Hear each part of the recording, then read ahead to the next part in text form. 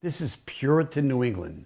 There's cruelty and there's kindness. There's properness and there's things you're not supposed to do, like dance, like have fun. I remember somebody telling me that in Maine, in the Puritan times, you took a moment off from your work, from the chores you had to do when you were sick and dying. That's the only time you took off. There wasn't a lot of joy. I think it was 1816 and 1821. It froze every single day. Nothing grew. Wow. I mean, people were starving. These were extremely poor farmers in extremely rough condition in an extremely cold time. And around about 1840, there were these mills down in Massachusetts, the Lowell, Massachusetts woolen mills, thread mills, and they were extraordinary because they were hiring girls and young women to come off the farms, come down, stay in these dormitories, which were safe, they said, and work for a couple of years. The women would keep a portion of the money, and the portion of the money would go back to the farm. It was the first time women had an opportunity like this to make money like this. And Emmeline, the story that you're going to hear, she went down to one of these mills as a girl of about 14. I'll let Nettie tell the rest of the story, and then I'll tell you after what happened as a result of this recording. Man, I'm afraid to even hear this story, man, because it's a nice old lady who has a story to tell, and I just s- what's wild is I really like to have conversations with older people because they lived in a time that I could never understand, and I probably wouldn't have been strong enough to even get through. So a lot of times, man, if you have an opportunity to speak to an older person, like a really seasoned person, hear their story, get some of that wisdom dropped on you, even if they and wow, what's wild is even the ones with dementia, the ones who cannot even remember the names of their daughters, their sons, they can think back to a time and they can just talk about it and you can almost see it as if you're looking at a movie or they're reading a book to you. It's beautiful. Okay, let's go into it. Let's go. I am Nettie Mitchell.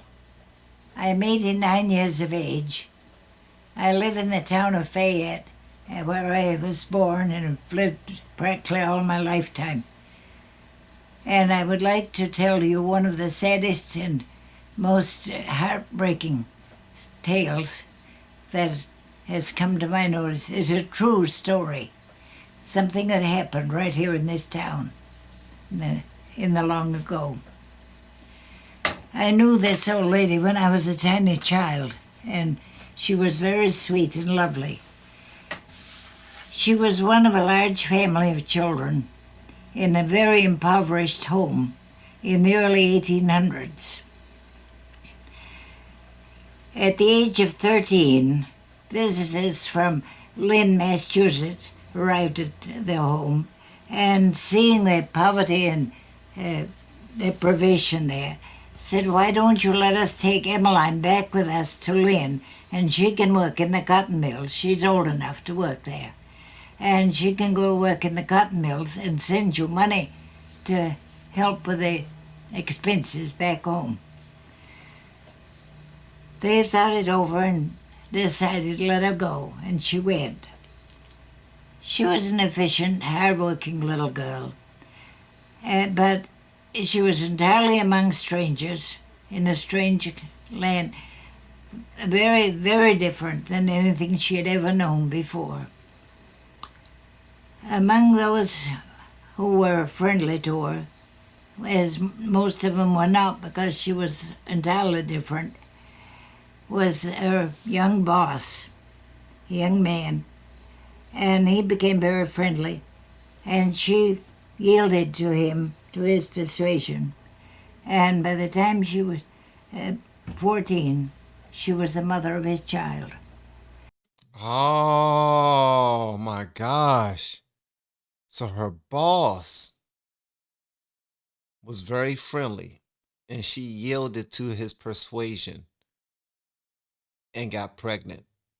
How classy is that, the way that she told that? She essentially was, oh my God. Okay. Okay. All right. She did not dare to let her people back home know what had occurred. The people where she was staying made arrangements to sell her baby to a childless couple nearby them who would pay her expenses and pay for her transportation back home if she would go as soon as she was able. She returned to her home and she worked very hard in the fields and all, but she didn't join very freely in the social life of the community. As she grew older, her parents and others began to wonder why it was that she shunned all the young gentlemen around. She was a very pretty girl, and they couldn't understand it.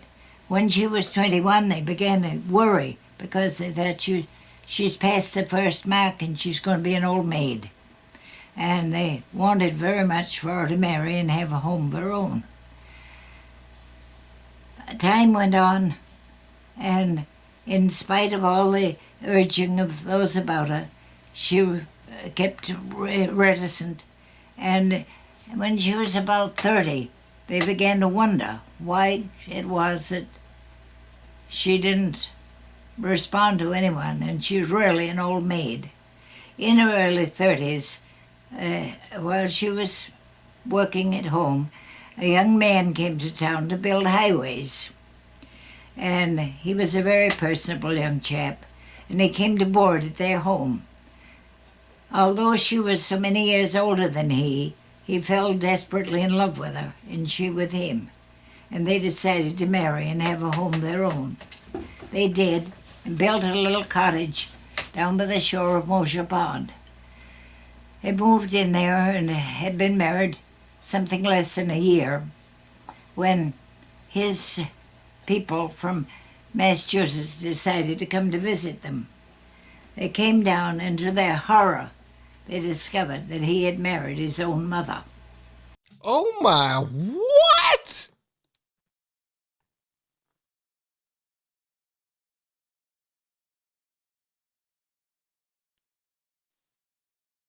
How does that happen? How does that happen? What am I missing? The young man moved back in town. They connected some type of way. They fell in love with one another. They got married and then had a child.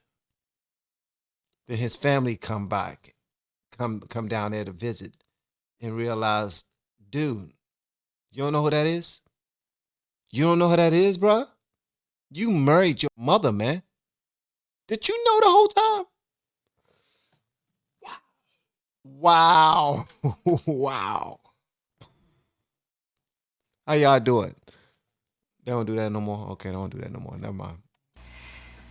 Of course, when this was revealed, the marriage was annulled, declared broken up, and he reluctantly bade her goodbye and went back with his foster parents to Massachusetts, where he remained for the rest of his life. The indignation of her parents and of the community at the fact that she had had an illegitimate child. She had concealed that fact from them all through these years. It was considered a horrible sin for her to have had the child, and she had married illegitimately, and therefore she was entirely ostracized. Although her home was almost in sight, almost across the highway from that of her mother and her brothers and sisters who still lived there, she was forbidden to enter that home, to go near it at all. None of them ever went to her or spoke to her, and nobody spoke to her. No one went near her except once in a while a kindly friend, a kindly person who would bring her a bit of tea or some little thing. The years went by. She eked out a living by her own efforts, made her gardens, and spaded them with a spade herself and made them raise her food as much as possible, and knit and did various things at a very small stipend. But it became necessary for her to become a pauper, which was another disgrace. And she had to call on the town. To become a pauper? What's a pauper? Because she says it's another disgrace. I need to hear that. What exactly is a pauper? Another disgrace. And she had to call on the town for things for existence. There came a very severe winter, and it was a long time. Of course, in those days, there was no means of letting anyone know what you needed or anything. There was no telephone. There were no RFDs. There was no way of communication. And as she was ostracized and left by herself, no communication was possible for her. Early in the springtime, the mud was very, very deep. One of the select men who lived in another section of the town was obliged to go to Chesterville. On his way up, he called at the house, thought he would see how Emmeline was doing. He hadn't heard from her all winter. He knocked on the door, no response. The door was fastened. He thought he heard a moaning sound inside, and desperately he managed to burst the door in. And as he came inside, he saw this form lying on the floor with faint moans. Throughout all these years, she had suffered so terribly, seen her mother's casket carried to the cemetery, and without being able to even peep inside it. And all these terrible things had been happening. And now here she lay at death's door. He picked her up carefully and laid her on her bed, and went out, turned his horse about, and started for Lamore Falls to get a doctor. On the way, he stopped at one house, stopped at Edward's house, and asked Mrs. Edwards to go over. And she said, I can't possibly, for Will has gone with the horse and I've no way to get there. He went on up to the Dyke home and made the same request, and there the men were away with the horses. My mother was there, and she said, I will go home and harness the horse and go over, and she did. And she found her in this terrible condition with nothing to be found in the house that was of any possible value for diet or anything else. There were a few drops of molasses clinging to the bottom of a jug, and a few grains of cornmeal in the corners of a box, and nothing else was there. Her mind is so sharp. She's telling that story like it happened yesterday. And is she telling someone else's story? No, she's telling her own story. But she's using for a third person, I believe. But she said that they was talking to an older lady who was telling the story as well. That used to tell them stories, used to be really nice. No, that was the lady that got her the job. So she's talking about herself. The poor old lady had starved to death. She perished before the doctor arrived. The sadness of the whole thing. I had been down there as a child, sent many times with a bit of tea and some little things, and I loved the dear old soul. When my mother came home and told us what had happened, I began to cry. Oh, so she was talking about, okay, the young lady, the lady that passed away, was that the old lady that used to give her tea?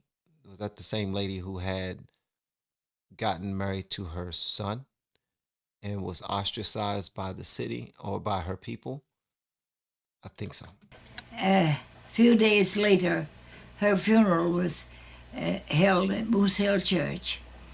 She was placed in a wooden box and for a casket, and a simple ceremony was held. And some several who would not have spoken to her during her lifetime and ostracized her completely were there at the last.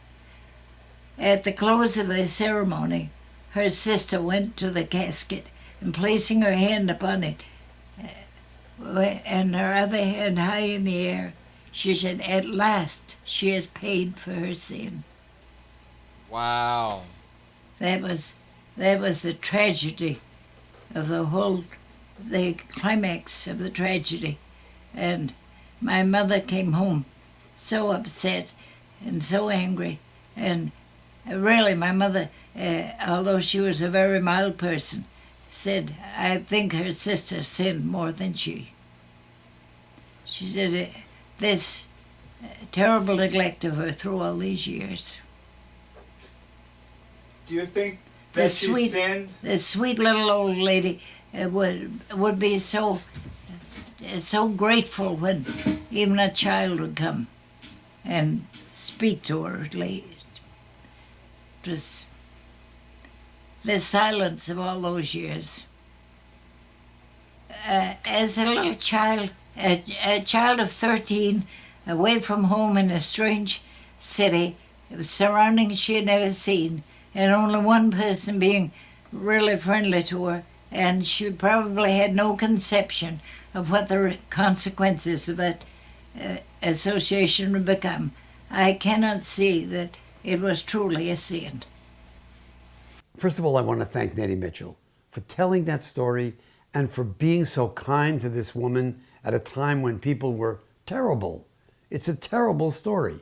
This issue of shunning is really important, I think, to the story. I lived in Maine for 25 years, small town, and I saw people shun people, and I was shunned.